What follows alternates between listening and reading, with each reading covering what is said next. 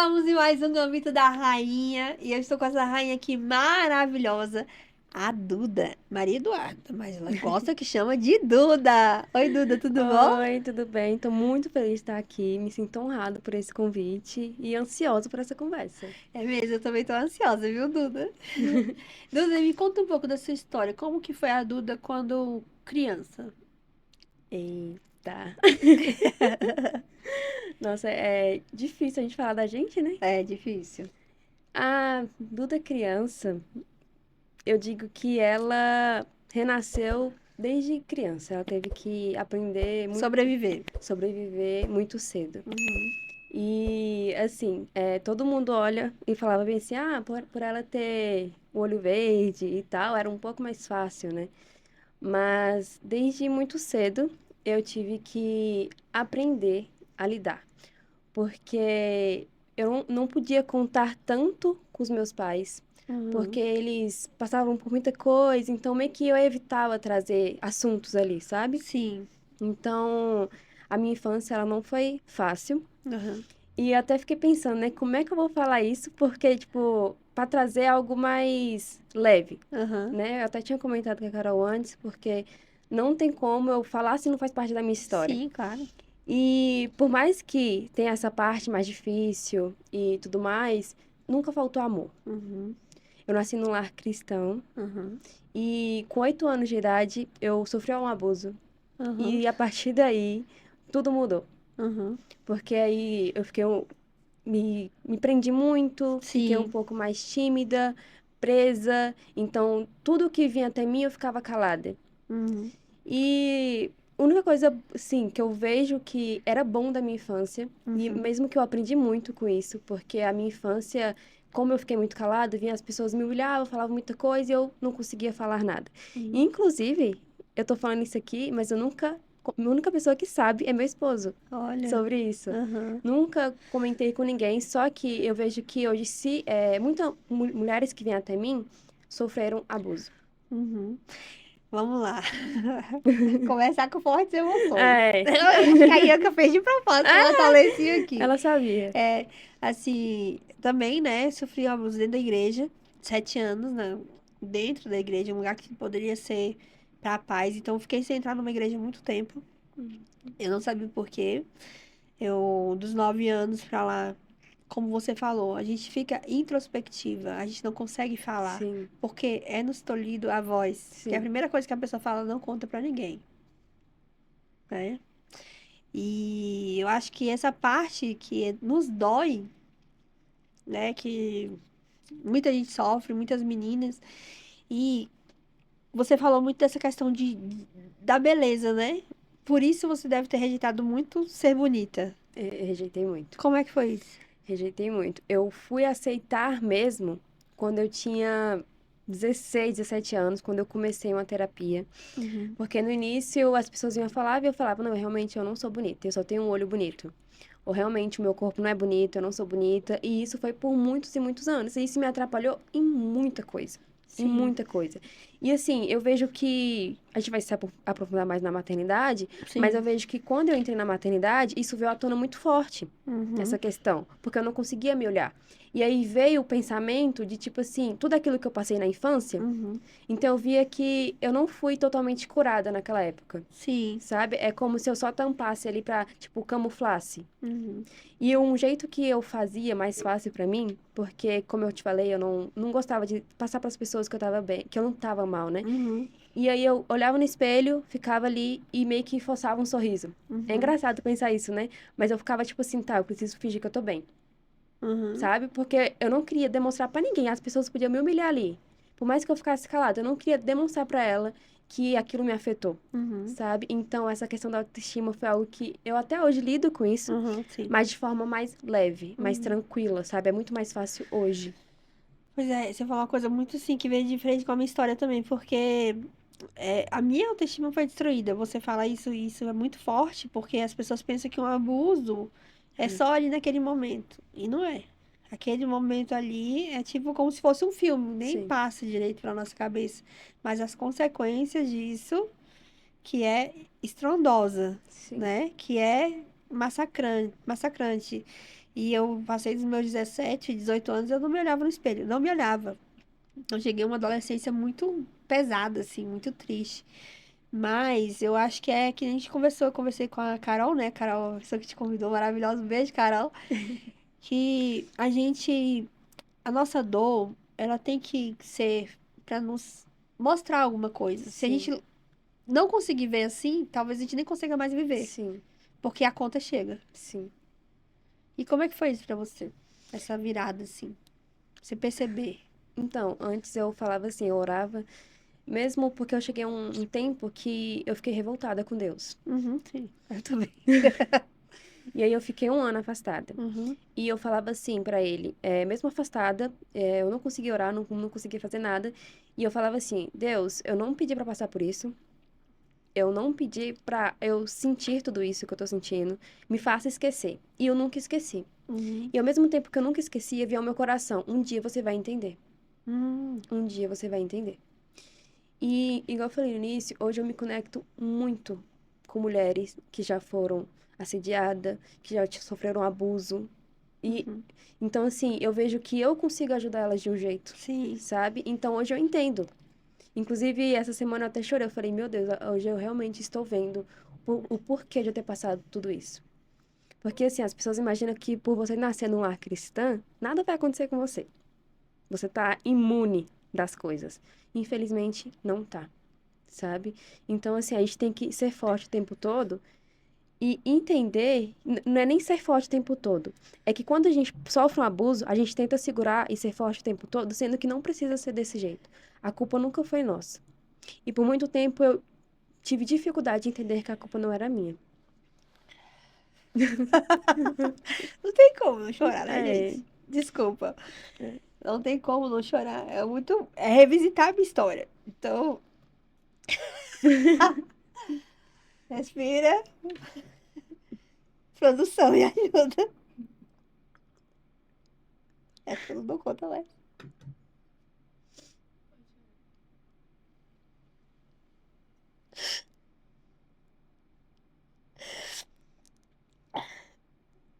A gente tá falando de muito tempo de dor, né?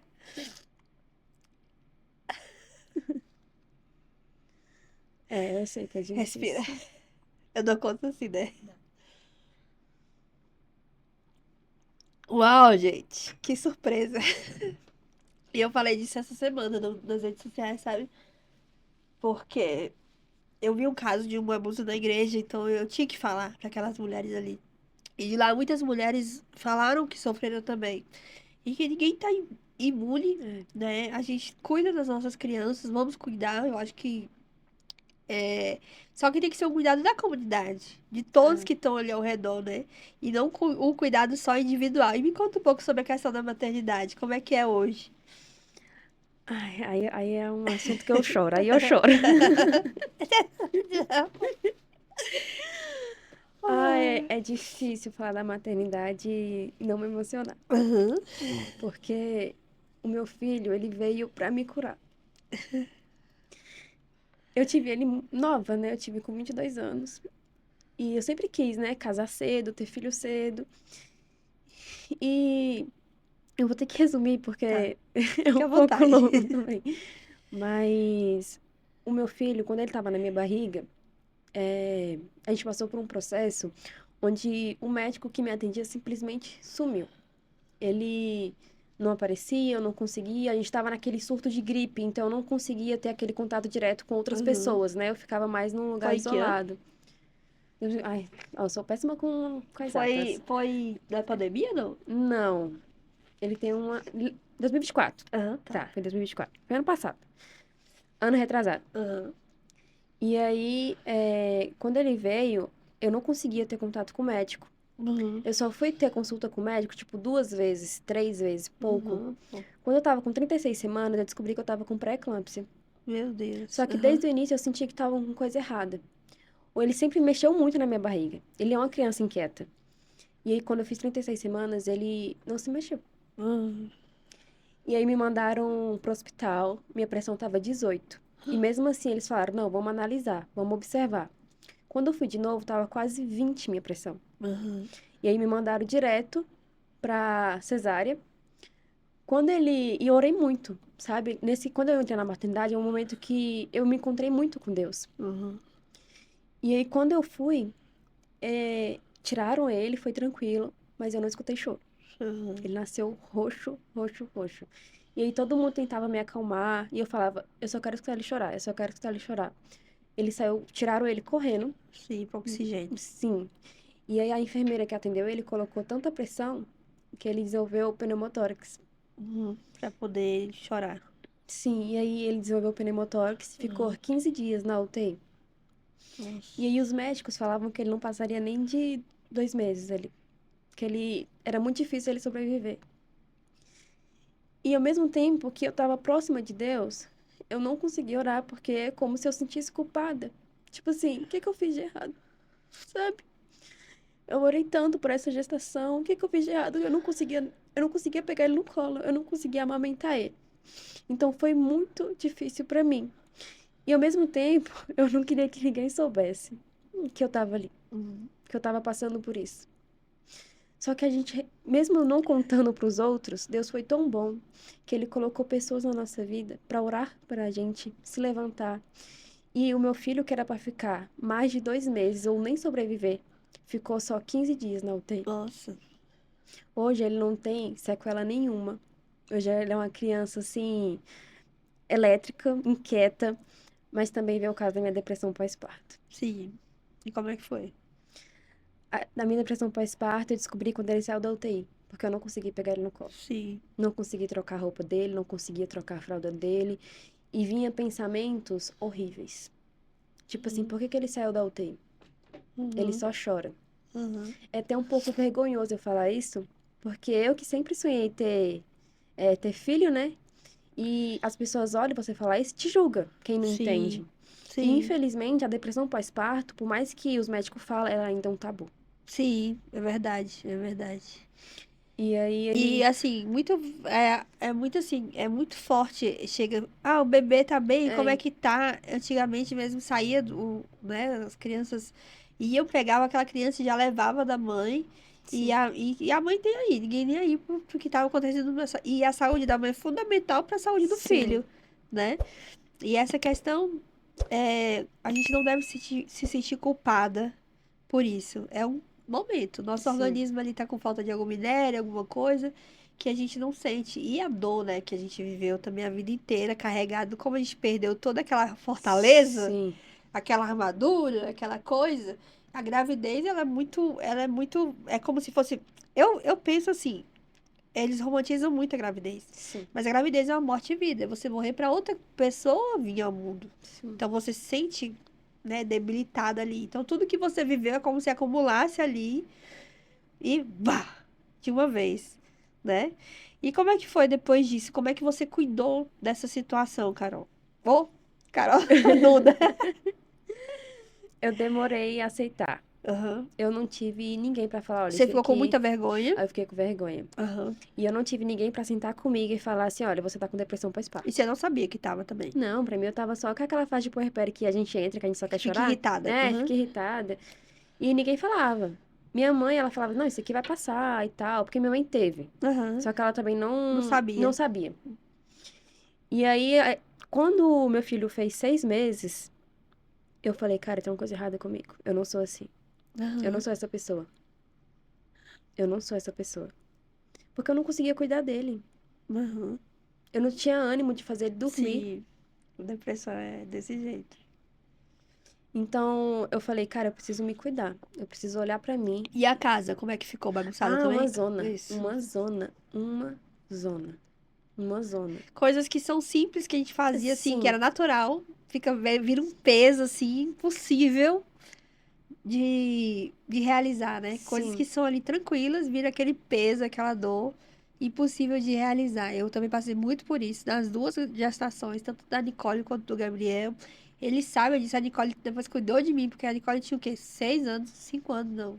5 anos quando o Gabriel nasceu. 5 ou 6 anos. E ela viu a mãe dela ficar um tempão numa cama. Eu fiquei 9 meses numa cama. Não conseguia fazer nada. E aí foi o momento que eu tive a decisão, né? Ou você vive ou você morre. Ah, E quando foi sua decisão em relação a isso? Quando que você conseguiu? nesses 6 meses, né? Você conseguiu sair da depressão e como é que foi isso? Quando foi o estalo na minha mente mesmo, foi quando eu comecei a postar nas redes sociais. Essa é a Ah, verdade. Eu lutei muito pra não postar, porque eu fiquei com medo das pessoas me julgarem. aham. E vão julgar, né? Mas só Vão que você julgar. vai encontrar muitas pessoas que vão se conectar a Sim, você. sim. E aí foi numa noite, numa madrugada, ele tava acordando, chorando muito, muito, muito, e eu senti no meu coração, começa a postar sobre essa depressão. E aí eu fiz um desafio de 30 dias, onde eu comecei a postar, em cada dia eu falava de um desafio que eu passei. Engraçado é que cada dia que eu postava, as mães elas não comentavam no vídeo, mas elas me mandavam direct, porque elas tinham vergonha Aham, de ser julgada. aham, E ao mesmo tempo que eu fui postando, aquilo foi me aliviando, foi tirando um peso aham. e me conectando. Tem até uma frase que eu gosto que fala bem assim: você só vai encontrar o sucesso quando você ajudar outras pessoas. Uau. E aí foi um momento que foi um estralo na minha cabeça, sabe? E assim, lógico, a terapia ela é fundamental. Sim, ela tira os nós, né? Vai É, tirando os nós. sim, ela Só que você tem que encontrar o seu caminho, né? tem que encontrar o caminho. A terapia, ela começa a abrir os nossos olhos para as coisas que a gente não estava enxergando. Pra gente precisa se levantar também, né? Então, esse estalo mesmo foi quando eu comecei a postar nas redes Eu acho sociais. que o Gambito é uma terapia. Com certeza. Pelo menos pra mim, meu Deus do céu, é uma É, terapia. Mas me conta, e aí você conseguiu ir postando e você foi postando. sentindo que você foi melhorando. Foi. Foi. Sentindo que eu tava melhorando. Eu ainda tô no processo, mas Aham. nem se compara como antes. Sim. Ele Nem hoje se tem 2 anos? Um ano? Ele tem 1 ano e 6. Ai, 6 meses, tá Hum, novinho ainda. O tá. meu tem 3 anos, vai fazer 4. O meu é Coisa mais bebezinho fofinha. ainda. É muito bom. É E muito você vê bom. depois, quando você se vê livre, né? Você sente esse sentimento que eu acho que quem não sente não sabe, mas você sente um peso, né, no peito, uma coisa muito. Não é tristeza. Hum, hum. Tristeza é muito É, pouco. Quando fala, a depressão é tristeza. Não. Tristeza é pouco demais. Você teve síndrome do pânico também? tive, Como é tive. que foi isso? Ah, eu não gostava de ficar sozinha. Não Aham. gostava de ficar sozinha. E sempre que eu vinha coisas tipo assim, é, algo pra ver, eu sempre via pensamento de morte. Sabe? Era algo muito horrível. Igual você falou, a depressão, ela não vem pra, tipo assim, é uma tristeza. É algo que você não sabe nem explicar o que que é É. direito. Eu tenho uma teoria, lá vem, né? Eu acho que é tipo você caindo num poço, caindo e vendo o fundo lá de cima e indo embora. Indo embora. Só que você É, não cai, não chega no chão. é. Eu acho que é o flutuar ali, desespero. Eu tive síndrome do pânico. Eu escrevi até sobre isso. O que, eu acho que eu esqueci o nome do livro, gente. No livro que eu escrevi. É o que fazer quando a crise vem. Uhum, E aí eu falo muito sobre isso. Eu falo porque eu tive várias vezes a crise, que a crise era o quê? Eu sentia que ia morrer. uhum, Morrer desesperadamente. Eu não vou falar que eu não deixei de sentir isso. uhum, Às vezes, quando eu tô à noite, vou dormir, aí eu começo a querer sentir, eu falo, isso não é real. É uma coisa da minha cabeça. E é uma luta diária, tá? é. Não pense você que vai ser só aquilo e acabou e você vai ser curado. Mas a crise do pânico, ela me travava totalmente, eu ficava paralisada e começava a sentir falta de ar e não conseguia respirar e vou morrer, vou morrer, vou morrer, vou morrer, e só as lágrimas caindo, não conseguia falar o que estava acontecendo comigo. Uhum, E aí, o que aconteceu? Por que que eu escrevi esse livro? Porque dentro dele fala assim, é, como que você vai agir quando a pessoa tá assim? Porque quando eu tive uma vez no ônibus, eu tive no ônibus, acredita? Eu uhum, tive no ônibus, comecei a sentir aquela falta de ar, aquela crise, eu comecei a passar mal. E aí, quem me ajudou, ninguém me ajudava ali naquele momento, mas quem me ajudou e saiu correndo lá da frente foi uma pessoa que é. Não sei explicar porque eu não quero falar a nomenclatura errada, né? Não, não é travesti, se denomina como não sexuado, né? Que é o nome da pessoa é Mar. É maravilhosa. E aí ela chegou pra mim e ela conseguiu me tirar daquela crise. Só que enquanto as pessoas estavam se ligando para suas próprias vidas, e vi pessoas também que estavam ali que pareciam que eram cristãs, né? Ninguém veio, só veio ela. E como a sociedade é terrível com essas é, pessoas. E assim, eu ser humano, foi totalmente humana comigo naquele momento, conseguiu me tirar da crise. E aí eu tive outras crises em outros lugares, de ser levada, carregada para o hospital, e as pessoas me sacudindo no meio da rua. E a crise, ela passa assim, no momento que você fala, você não vai morrer. Olha, tá tudo bem, você não vai morrer, você não tá morrendo.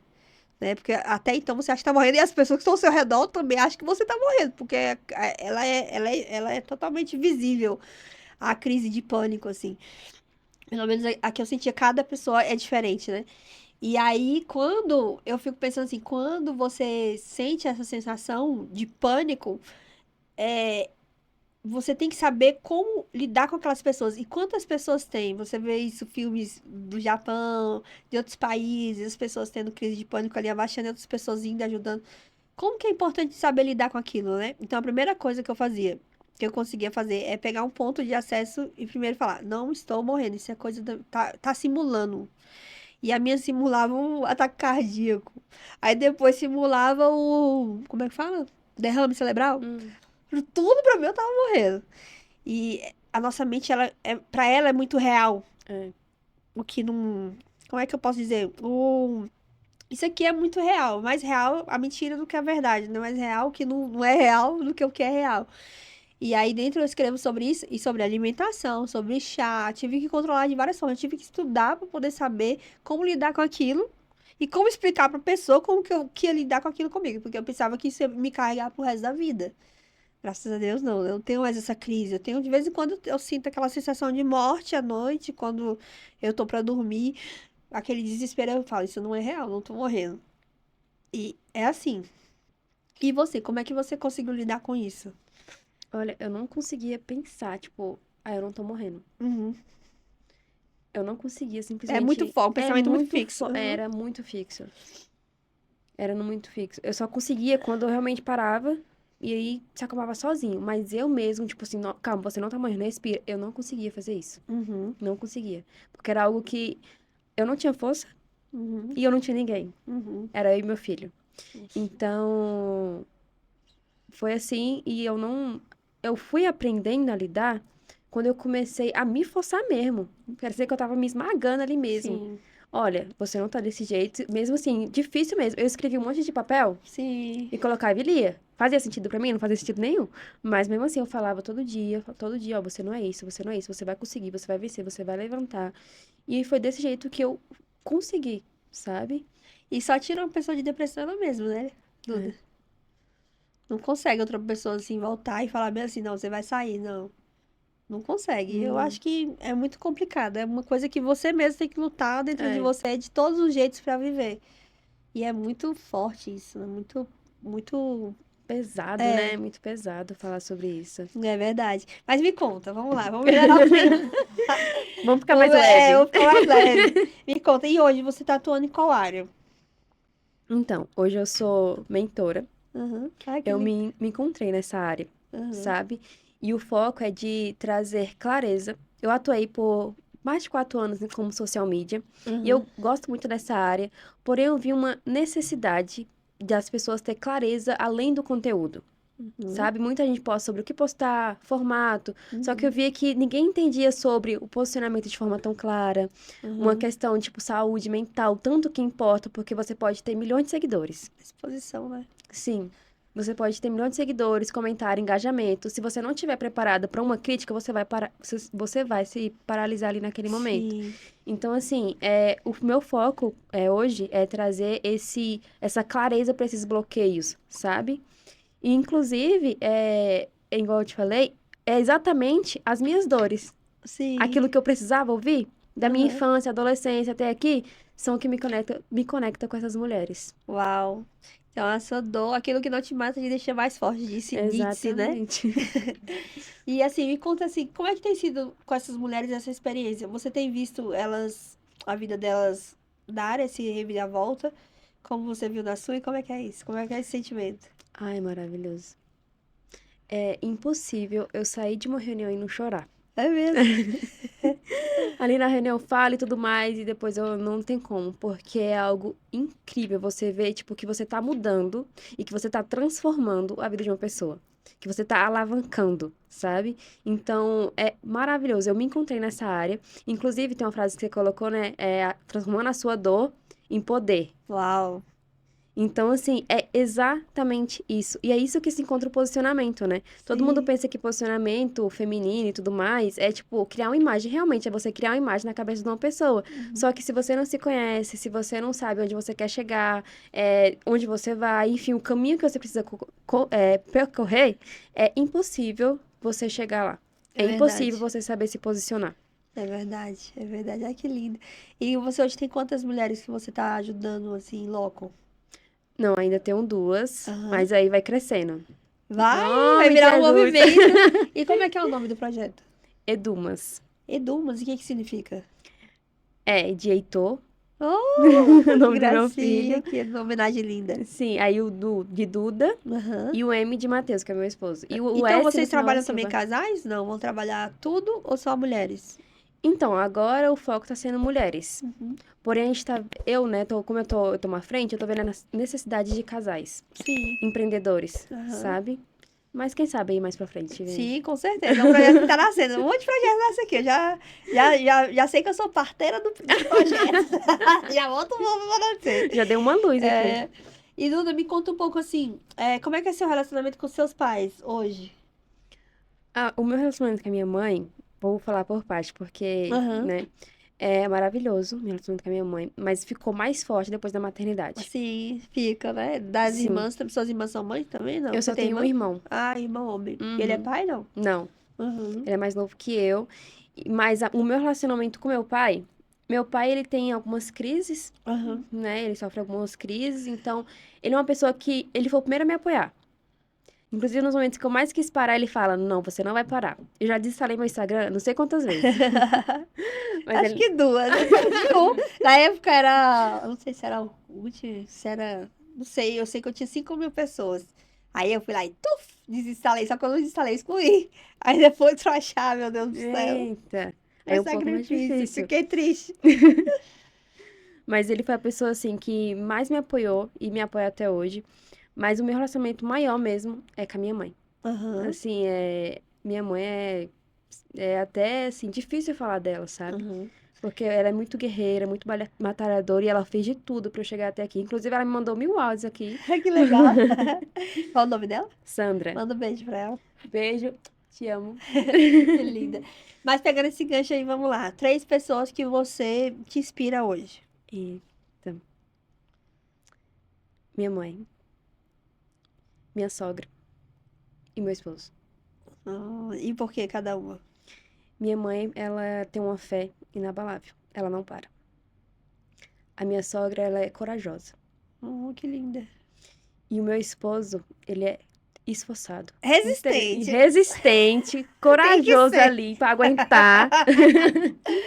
É engraçado Mas, isso, porque isso é muito importante, né? A gente ter uma pessoa que não tá só nas horas boas, né, tá em todas as horas, né? sim, E é muito bonito você fazer essa homenagem, porque quando a gente fala de posicionamento feminino, as pessoas pensam logo em outro extremo. Não, nós temos que ser isso e aquilo. E hoje, até ontem foi o pacto dos 3 poderes contra o feminicídio, entendeu-se que o homem tem que entrar no cenário para combater o feminicídio. sim, E se o papel do homem ele é anulado, piora.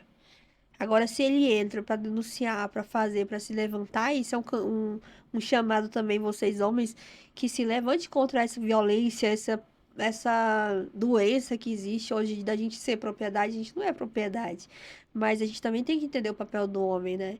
Eu acho que sim, falta muito da sociedade isso. A gente sempre foi dual. Vamos brigar. Esquerda, direita. Mulher, homem. Não sei o quê, não sei o quê. E não é momento de brigar, é momento de que a humanidade chegou num extremo que a gente precisa se unir. sim, E a união, ela parte do princípio de entender que nós somos diferentes. sim, Nós lutamos por direitos iguais, mas nós não lutamos para ser iguais, né? Nós lutamos para não ser mais propriedade, né? Mas nós temos que entender o valor de cada um dentro da sociedade, dentro da família, né? Então é muito importante você trazer isso. E você tem alguma coisa para falar sobre esse tema? sobre família. Sobre esse tema dessa questão dual, né, que a gente tem, das pessoas querendo denegrir um para poder. Pronto. Eu sempre falo isso. Não deixe a sua dor virar uma luta, porque ela vai virar uma luta doente. É, Eu falo isso por quê? Porque eu fui muito tempo do movimento, não vou falar o nome, mas eu fui muito tempo de um movimento que era ódio contra outras pessoas que não pensavam igual. E isso daí foi muito ruim pra mim. Mas eu me apegava ali porque eu tinha uma dor que não era curada, que contrária àquela pessoa. Então, sobre isso, sobre essa questão desse extremismo todo, sobre essa questão da gente ter a importância de levar o papel do homem, né? Você tem alguma coisa a dizer sobre isso? Que isso foi importante pra você, ele estar junto com você nesse momento? Foi um momento muito importante. Mas a gente precisa entender que a gente vive em uma sociedade que, infelizmente, ainda é muito machista. Uhum, Então, e principalmente assim, a gente vê nas redes sociais que a mulher ela tem que ser forte o tempo todo, uhum, que ela tem que se esconder, que ela tem que segurar a casa sozinha, filho e tudo mais. E isso, na verdade, tem adoecido as mulheres, o sim. sentido de esposa troféu. Aham, Eu vou ser bem sincera que eu entrei no início nessa questão de esposa troféu. uhum, De que, tipo assim, eu vou cuidar da casa e não tem problema. Se você tomar uma decisão de só fazer isso, é uma escolha sua. sim. Mas isso tem adoecido, porque tem mulher que quer trabalhar. Tem uma mulher que quer tipo, ser mentora, dar curso. Uhum, Então, assim, mesmo a gente vivendo nesse cenário, e agora puxando pro lado da depressão, uhum. ele foi uma pessoa que, mesmo eu não escutando ele, porque quando a gente tem depressão a gente não quer Não escutar é nada, verdade. ele foi aquela pessoa que estava o tempo todo falando pra mim: levanta, você não é isso. Levanta, você não é isso. E, infelizmente, minha mãe é um exemplo que não teve isso. Era o tempo Uhum. todo, você tem que fazer isso, você tem que fazer aquilo, você tem que fazer Sim, isso, você tem que fazer aquilo. eu também sofri muito isso. Eu fui a parte da sua mãe, né? Não tive uma pessoa que me apoiasse. Pelo contrário, acho que cheguei lá, acho que isso é uma parte que foi um pouco do trauma também. E eu não culpo a pessoa, tá? Eu já perdoei tudo. Mas eu cheguei de cesárea, falou: não, você é muito preguiçosa, você tem que fazer alguma coisa, porque minha mãe fez isso quando me teve. Olha só a situação. Aí eu tinha que limpar a casa de cesárea. Eu voltei para o hospital. Logo depois da cesárea, eu voltei para o hospital. Então, assim, se você não tem esse apoio, né? Sim. Essa pessoa para te falar ao contrário, como você falou, você viveu duas coisas, você e sua mãe, Uhum. né? É muito difícil, por isso que eu vejo, a sua mãe realmente é muito guerreira, né? É, E não é. é culpa do seu pai, é uma cultura É que uma ele teve cultura. ali e que a gente tem que entender e perdoar. A gente não pode aceitar, que é Sim. diferente. E a Mas gente tem aí. que entender que as coisas mudam, né? Uhum. E as Não pessoas é. mudam As também. pessoas mudam, a gente não tá no século bolinhas ali, sabe? Então, eles precisam entender que eles são fundamentais. Sim. Em todo esse papel da maternidade, em todo esse Sim, processo de trabalhar, cuidar da casa, porque senão a mulher fica sobrecarregada, é fica verdade. estressada, perde a paz. Então, assim, aquelas mulheres que, inclusive, falando sobre a esposa troféu, que tá ali postando, dando curso de como ser a esposa troféu, ela tá faturando, enquanto você tá preso dentro de casa, Uhum. tentando fazer alguma coisa, sabe? Tem vários vídeos que eu vi no... Não sei se pode falar TikTok aqui. Pode. E no TikTok que as mulheres falavam assim, eu não aguento mais, com filhos pequenos. Eu não Uhum. aguento mais, vou colocar na creche, tô cansada, eu já vou falar pro meu todos os exemplos que eu vi, os esposos trabalhavam e elas ficavam em casa. Uhum. Então, elas falavam, eu não aguento mais, tô cansada. E a gente entra nesse papel de, tipo, a gente precisa aguentar. Enquanto ele trabalha, a gente precisa ficar aqui. E não é desse jeito. Não Uhum. precisa ser desse jeito. Você tem que fazer o que faz bem pra você. E não é que você que está fazendo pra você, você tá deixando o seu filho de lado. Uhum. Porque se você tá bem, o seu filho tá bem, o seu esposo tá bem. Porque eu vejo que a mulher, o homem, traz ali o sustento e tudo mais, ele tem que ser o provedor. Eu vejo que ele tem que Uhum. ser o provedor. Não que a mulher não pode trazer, Uhum. mas a mulher ela tem que estar bem pra trazer felicidade pro lar. Eu Sim. vejo que a mulher, ela, alegria do lar. Floresce, né? Floresce. Floresce. E faz Verdade. diferença. Então, você escolher também a pessoa que tá do seu lado pra caminhar com você faz total diferença. Sim. Sim. É aquela coisa, a gente não tem. Eu mesmo não tive paciência. A gente não tem paciência da espera, né? E a espera Não. é tão importante.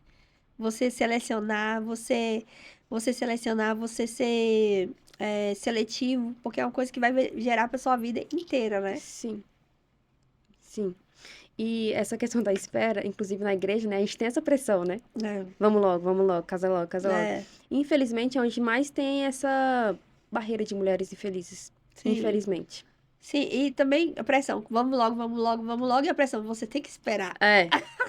Aí te vai, te acelera e depois te Uhum. freia. Acelera e freia, acelera e freia. Sim. É, mas é muito. A gente vê que é muito, muito disso mesmo. E a gente tem que mudar essa perspectiva a partir daquilo que a gente tem de mais poderoso, que é a comunicação, né? Sim. E como é que você vê essa força da comunicação nesses projetos e tudo? Ah, gigantesca. Gigantesca. Eu falo que a rede social ela é a maior vitrine. Hoje um exemplo, você passa na rua, é difícil você olhar uma placa, sabe? Então a gente precisa falar sobre isso, sem ter medo, porque a gente fica com Uhum, medo das pessoas criticarem. sim. Então a gente precisa falar para outras pessoas se conectarem com a gente e entender que também passamos por aquilo. Uhum, E para se levantar. Porque infelizmente nem todo mundo tem dinheiro de fazer uma terapia, porque a terapia ela ajuda a gente a uhum, abrir os olhos. uhum. Então, quanto mais a gente fala, mais outras pessoas se conectam com a gente. Então a comunicação assim é algo essencial. E o que é a comunicação na sua vida? Tudo. Ela é tudo. Eu vejo que quanto mais eu falo, mais eu me conecto com outras pessoas e eu libero aquilo, E você se sabe? cura. E eu me curo. E a cura realmente tá no falar, né? Tá no falar. Quando a gente se cala, ela vira um câncer e vai matando Vira, a gente por dentro. E quando a gente fala, a gente libera. libera. Principalmente quando alguém manda uma mensagem, você me ajudou, sabe? Eu tô passando por isso. Uau. Então, eu vejo que tem muita gente passando por muitos problemas. Porque, assim, por mais que eu e você tenha passado por coisas parecidas, Aham. você tem a sua história e tem a sua moral. O que que você aprendeu? Eu tenho a Uhum. minha moral, você tem a sua. Uhum. Então, se todo mundo colocasse ali nas redes sociais o que que aprendeu, muita gente talvez teria uma mentalidade melhor, sabe? Eu acho que em parte disso, a gente tem falta de esperança, mas eu acho que parte disso, a gente tem que ter conteúdo bom. Tem. Chega de conteúdo vazio, de pessoas vazias. Por quanto mais conteúdos vazios que forem gerados, mais a gente vai ter uma sociedade doente. Quanto Sim, mais conteúdos bons, a mentalidade vai mudar e a gente vai mudar e vai prosperar. sim. E eu vejo muito isso, sabe, Duda? Em relação à questão da comunicação, que a gente realmente precisa é, é, levantar as pessoas que vieram da dor e se curaram, se levantar. E muitas das vezes a gente que tem medo de ir pra frente de uma câmera e ser criticada. Mas a gente não pode ter medo de ser criticado. Não. Porque é aquilo que é o nosso poder, né? Sim. Eu sempre falo que quando você vai gravar um vídeo, você tem que se imaginar dentro de um quarto. Você vai começar a falar. Dica, viu, gente? Pode falar. Você vai começar a falar. Quem não concordar com você, antes de sair, vai te criticar, mas vai sair. Quem concordar com você, vai ficar. Tá. Mas se você fica calado, você não vai mudar nada. Você só vai Crítica estar. sempre vai ter, né, Duda? Sempre vai ter, infelizmente. E tem uma frase que eu falo assim: quem te critica não coloca dinheiro no teu bolso. É verdade. Então, assim, a gente só tem que postar, postar, postar, postar. E outra frase: posta e sai correndo. Sem Engraçado, ver. isso é engraçado porque quando eu comecei no Gambito da Rainha, eu me julgava muito, né? Justamente por questão da autoimagem, meu Deus, era terrível. Mas aí a primeira coisa que me falaram aqui na Ilha Brasil é um lugar incrível, gente. Venham pra Ilha Brasil Comunicação. Agradecer, né? Esse lugar, esse espaço maravilhoso. E aí não me deixaram sozinha. Vai lá e grava. Não, eles sempre me falavam assim: não se julgue. Não olhe o que você tá fazendo. Até você ter firmeza daquilo que você vai fazer. Só faça, faça, faça, faça. E aí foi treinando, treinando, treinando, sem me ver. Eu não assisti os primeiros episódios, não assistia. Eu esperava assim um tempão. Aí quando eu peguei confiança que eu comecei a assistir. Isso é tão importante, Sim, porque aí o que acontece? Destrava, né? destrava. Você ficar se julgando não leva nada a nada. Mas vamos lá. Qual que é o recado que você dá para as pessoas, essas futuras gerações? O que que você quer deixar de legado? Eita. Se posicione. Não fique com medo. As pessoas vão falar mal de você de qualquer jeito. E tenha clareza de onde você quer chegar, onde você vai. E não ligue pra nada. Só vai, porque você vai chegar lá. Ai, que lindo! Tenha clareza, se posicione e não tenha medo. Essa é a palavra da Duda Dias, essa mulher maravilhosa, posicionada, posturada, que tá aqui na minha Ai, frente, eu que me amei. emocionou. Quase eu não consigo terminar o podcast. Mas foi muito bom, muito Ai, eu amei. libertador. Quero te agradecer, Duda, por aceitar, por estar aqui no Gambito da Rainha, nesse lugar que é lugar de rainhas como você. Ai. E eu tô muito feliz, Ai, viu? eu também. Muito Muito obrigada. obrigada. Eu que agradeço o convite. Eu espero voltar aqui. Com certeza. E é isso. Obrigada, Joyce. Muito obrigada. E vocês que ficaram aqui com a gente, o meu muito obrigada e até mais.